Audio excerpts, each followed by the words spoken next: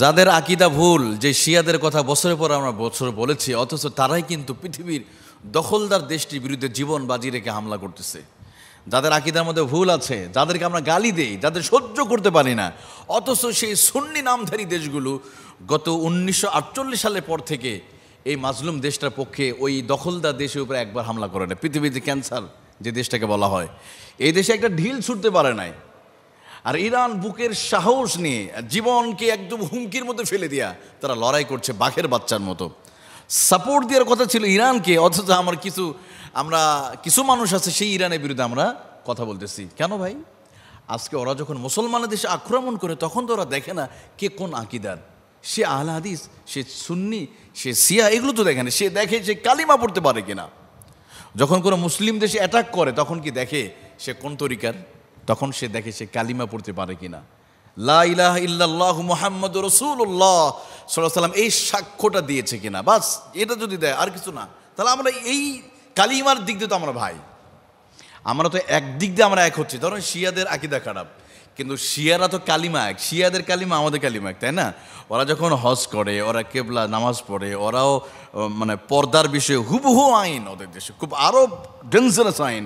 আমি তো মনে করি সৌদি আরব কোটি কোটি টাকা তেল বিক্রি করার টাকা দিয়ে ওদের দেশে ফুটবল স্টেডিয়াম তৈরি করছে, এবং নেইমার মেসির পিছনে যে টাকা ব্যয় করতেছে মধ্যপ্রাচ্য, এই টাকাগুলো দিয়ে তারা একটা মিসাইল তৈরি করতে পারে, ব্যালিস্টিক মিসাইল তৈরি করতে পারতো। আজকে মিডল ইস্ট দেশগুলোতে একটা অ্যাটমিক বোমা তৈরি করতে পারে না, অথচ পৃথিবীর সবচেয়ে ধনী রাষ্ট্রগুলো মধ্যে পড়াচ্ছে। পৃথিবীর সবচেয়ে তাদের কারেন্সির মান বেশি ভালো, সেটা হলো কুয়েত। কুয়েত চাইলে প্রতিদিন একটা করে ব্যালিস্টিক মিসাইল তৈরি করতে পারে। সৌদি আরব চাইলে প্রতিদিন একটা করে অ্যাটমিক বোমা তৈরি করতে পারে। কাতার চাইলে প্রতিদিন একটা করে ব্যালিস্টিক মিসাইল তৈরি, কিন্তু এগুলো করবে না। এগুলো কেন করছে না? ওরা এই টাকাগুলোতে বিভিন্ন ফুটবল খেলা, বিভিন্ন জায়গায় ব্যয় করছে। আর ইরানের মতো একটা দেশ এত বাধার পরও তারা বছরের পর বছর নিজস্ব প্রযুক্তি দিয়ে তারা বিজ্ঞানী তৈরি করে আজকে গোটা পৃথিবীকে অবাক করে দিয়েছে।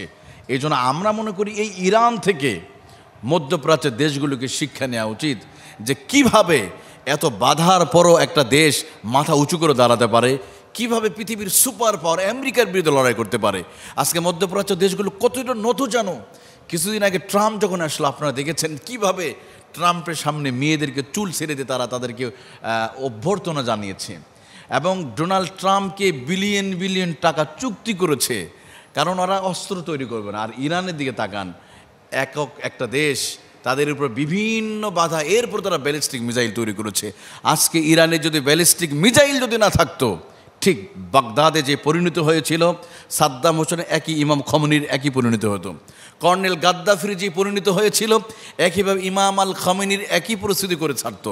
কারণ কেন পারলো না? ল্যাস গুটিয়ে দখলদার দেশ আমেরিকা পালিয়েছে, কারণ একটা তাদের ব্যালিস্টিক মিসাইল আছে, শক্তিশালী অ্যাটমিক বোমা আছে। এই জন্য আল্লাহ তাআলা কোরআনে ওই আয়াতে যেটা বলেছেন, তোমরা শক্তি অর্জন করো। আল্লাহ রাব্বুল আলামিন বলেন, وأعدوا لهم ما استطعتم من قوة ومن رباط الخيل ترهبون به عدو الله। তোমরা শত্রুদের বিরুদ্ধে তোমরা শক্তি অর্জন করো। আল্লাহ তাআলা নিজে কোরআনে বলেছে তোমরা শক্তি অর্জন করো। অতএব মুসলিম দেশগুলোকে আমাদের শক্তি অর্জন করতে হবে, বাজে টাকাগুলো নষ্ট না করে। মিডল ইস্ট দেশগুলো আসেন, যাদের আকীদা খারাপ, এই শিয়া রাষ্ট্র থেকে শিক্ষা গ্রহণ করেন আপনারা।